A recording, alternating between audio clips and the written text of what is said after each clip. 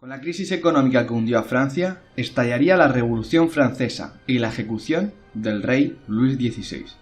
Un protagonista principal de este convulso periodo sería Maximilien Robespierre, quien encabezaba a los jacobinos radicales, dominando la Convención Nacional e instauraron el Comité de Salud Pública encargado de defender a Francia de otras potencias, pero también había de protegerla de los enemigos internos.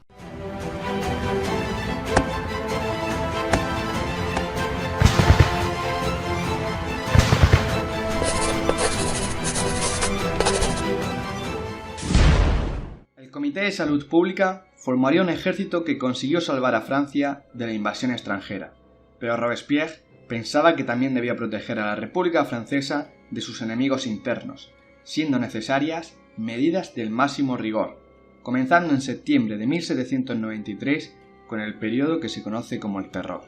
Empezaría a aplicar la llamada Ley de los Sospechosos, donde se incluían un amplio abanico de ofensas contra la República y de acciones contrarrevolucionarias, llegando a ser encarceladas más de 250.000 personas, muchas de ellas guillotinadas sin justificación aparente. El 5 de febrero de 1794, Robespierre se dirigió a la Convención para justificar sus violentas medidas mediante el siguiente discurso. Para fundar y para consolidar los fundamentos de la democracia entre nosotros, para conseguir el pacífico reinado de las leyes constitucionales, es necesario llevar a término la guerra de la libertad contra la tiranía y atravesar con éxito las tempestades de la revolución. Tal es el objetivo del sistema revolucionario que habéis instaurado. Todavía debéis regular vuestra conducta de acuerdo con las convulsas circunstancias en las que se encuentra la República, y el plan de vuestra administración debe ser resultado del espíritu del gobierno revolucionario, combinado con los principios generales de la democracia. Los franceses son el primer pueblo del mundo que ha instaurado la verdadera democracia, concediendo a todas las personas la igualdad y la plenitud de los derechos de la ciudadanía.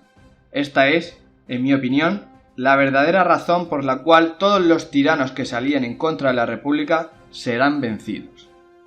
Debemos sofocar a los enemigos internos y externos de la República, o perecer con ella. Así, en tal situación, la máxima principal de vuestra política ha de ser la de guiar al pueblo con la razón y a los enemigos del pueblo con el terror. Si la competencia del gobierno popular en tiempos de paz es la virtud, en la revolución deberá ser a la vez terror y virtud. Sin virtud, el terror es funesto. Sin terror, la virtud es impotente. El terror no es sino la justicia expeditiva, severa, inflexible. Es, por lo tanto, una emanación de la virtud. Robespierre se mostró totalmente comprometido con la revolución, pero llevando a cabo medidas extremas, pues llevó a prohibir el derecho a los acusados de defenderse a sí mismos. En 6 semanas, más de 1000 personas pasarían por la guillotina en París, extendiendo la violencia por toda Francia y llegando a morir 40.000 personas en la época del terror, muchas sin justificación. Estas matanzas y las oleadas de violencia hicieron que antiguos compañeros de Robespierre se pusieran en su contra, ordenando su arresto.